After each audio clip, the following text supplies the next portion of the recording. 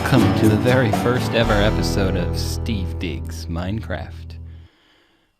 Today we're going to be showing you just a little bit of the layout of what happens once you have Minecraft installed, how you're going to control the program, and we'll look at the choices at the start of the game here. We have single player mode and multiplayer mode. Most of the time we're just going to play in single player for this demonstration, which means we host the game, all the files are saved on our computer, and that's where we play. Multiplayer allows you to go out to a server and play again with other people on an open network and have a lot of fun that way. Here in the options is where you get to control the different parts of the game. Got your sound slider, you can turn the sounds up and down. Music, you can turn that up and down as well. Invert the mouse and the sensitivity. These two will control your mouse activity and allow you to have quicker reactions using your mouse. If you want to invert your mouse, that would be because you have a different kind of mouse and the controls work better the way you like them that way. The field of view, normal. You can stretch this and change it by making basically a wide angle lens if you want. If you crank it all the way up to Quake Pro, it really is a super wide angle. You can see off to the sides very well, but it makes me dizzy, quite frankly, and it gives me a nauseous feeling if I play that way. So I usually play with the normal field of vision. Difficulty. Now here on the difficulty, this is how hard it is to kill the monsters and other things. So you have hard, peaceful, easy, and normal. We're going to play everything on normal for us. It makes the creepers and skeletons not too hard to kill, but still challenging.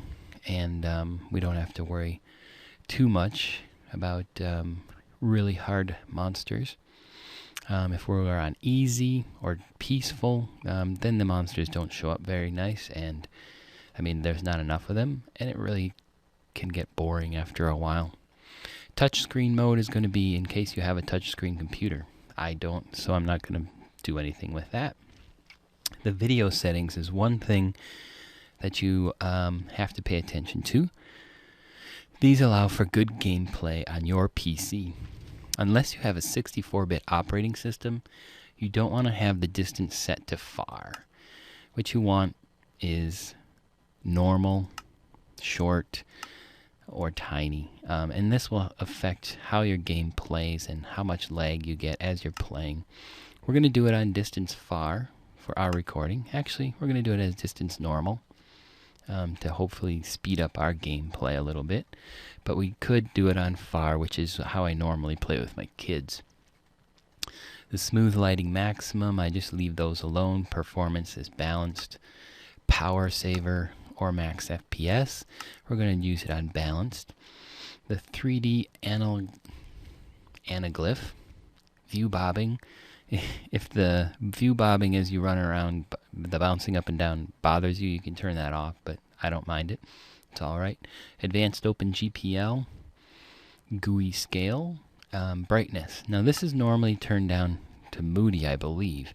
I like to crank it up a little bit to about 20% or so, just so that the night isn't so dark and I can actually still see some stuff and not be in complete darkness.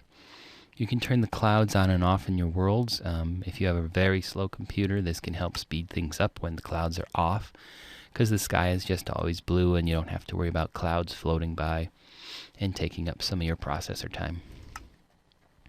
Particles all, server textures on, full screen off, and VSync on. These are some settings that you can play with if you want to. I just leave those at the default settings that they're on right now.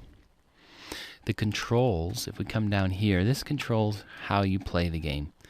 So button 1, 2, and 3 are on your mouse. Your left click will be the attack button by default, and the right click will be use an item. So if you have something in your hand and you want to use it, eat it, place it, you click on that. The button number 3, the middle wheel button, if you have a 3-button mouse, would help you to pick a block that way. As far as moving around the game, you have forward and backward, which is W and S. Space will be jumping, so your fingers are all kind of in a row on your keyboard there. If you hit Q, you're going to drop or throw an item. And that's what you do if you want to get rid of it or give it to somebody else. If you hit T, you'll be able to text with other people or chat with other people if you're playing multiplayer. We won't worry about that too much. A and D, next to the S, is for sliding left and right. This is helpful when you're attacking skeletons. And then L shift is a sneak attack, or a sneak. So when you hold down the shift button, and this is the left shift button on mine, what it does is it helps you not fall off the edge of cliffs. It bends you over a little bit. You move a little bit slower, but you can sneak up on things. It's like you're crawling or hiding. So that's what that one's for. E. E opens up your inventory, and we'll tell you about that when we get into the game. If you're playing multiplayer, tab will list all the players who are playing, so you can see their names in case you have to send them a chat or a text. And then the slash will help you enter commands. We're not going to go into that now. We'll talk about that a lot later once we get into the more advanced portions of playing Minecraft. The rest of the controls we don't really need to worry about. These are down at the bottom. Language, multiplayer settings, super settings, and texture packs. These deal with your personal preferences more than how to play the game, so we'll leave those settings up to you. You can take a look at them if you want, but that's going to end this first episode of Steve Digs Minecraft. Next, we're going to actually get into a world, play our single player, and we'll explain how to build some things, what our strategies will be, and other fun things like that. We'll take a look around that world. So, we'll see you later.